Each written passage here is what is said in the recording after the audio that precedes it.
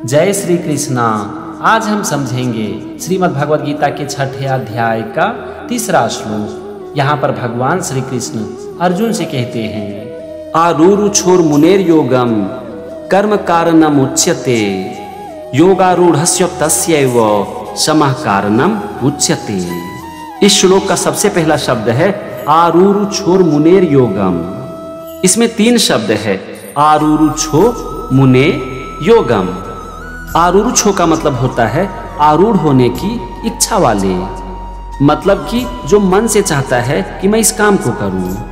मुनेह का मतलब होता है मुनि के लिए, और योगम मतलब योग में। फिर है कर्म, और कर्म का मतलब कर्म, और इसके बाद है कारणम उच्यते। इसमें 2 शब्द है, कारणम और उच्यते। कारणम का मतलब है कारण, साधन, और उच्यते मतलब कहा जाता है। अब यहाँ पर आप देखो, पहले वाक्य का मतलब हो गया योग में आरूढ़ होने की इच्छा वाले मुनि के लिए कर्म कारण कहा जाता है, साधन कहा जाता है। कहने का यहाँ पर मतलब हुआ कि मुनि के लिए निस्वार्थ भाव से कर्म करना ही योग की प्राप्ति का साधन है। मतलब कि जो लोग योग की अवस्था को प्राप्त करना चाहते हैं उसे निस्वार्थ भाव से अपने कर्म को करना पड़ता है। अब हम आते हैं दूसरे वाक्य पर, और यहाँ पर पहला शब्द है योगारूढ़स्य, और इसका मतलब होता है योग में स्थित पुरुष का। इसके बाद है तस्यैव। इसमें 2 शब्द है, तस्य और एव। तस्य का मतलब होता है उस, और एव मतलब ही। फिर है क्षमा, और क्षमा का मतलब होता है संकल्पों का अभाव होना, मतलब कि सारे विचारों और सारी इच्छाओं का त्याग कर देना। फिर है कारणम उच्यते, और इसका मतलब है कारण कहा जाता है, साधन कहा जाता है। अब यहाँ पर आप देखो, दूसरे वाक्य का मतलब हो गया उस योग स्थित पुरुष का सभी संकल्पों का अभाव ही साधन कहा जाता है।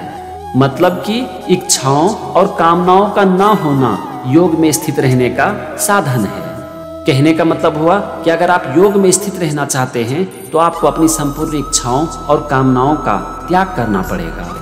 हमने श्लोक के एक शब्द का मतलब समझ लिया, दोनों वाक्य का भी मतलब समझ लिया। चलो अब हम दोनों वाक्य को मिलाते हैं और समझते हैं पूरे श्लोक का मतलब। इस श्लोक में भगवान श्री कृष्ण अर्जुन से कहते हैं कि हे अर्जुन, योग में स्थित रहने की इच्छा रखने वाली मुनि के लिए निष्काम भाव से कर्म करना ही योग में स्थित रहने का साधन है।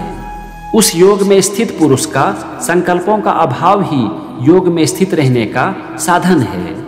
चलो अब मैं आपको इसे थोड़ा आसान करके समझाता हूँ। इस श्लोक में भगवान श्री कृष्ण अर्जुन से कहते हैं कि हे अर्जुन, जो लोग योग की स्थिति को प्राप्त करना चाहते हैं, योग में स्थित रहना चाहते हैं, उसे जरूरत है अपने कर्म को निस्वार्थ भाव से करने की और अपने अंदर की सारी इच्छाओं और कामनाओं का त्याग करने की। क्योंकि निस्वार्थ भाव से कर्म करना और अपने अंदर की समस्त इच्छाओं और कामनाओं का त्याग करना योग की स्थिति प्राप्त करने का साधन है। तो ये था 6ठे अध्याय का 3रा श्लोक, और उसका मतलब अगले एपिसोड में हम समझेंगे इसी अध्याय का 4था श्लोक। तब तक के लिए जय श्री कृष्ण।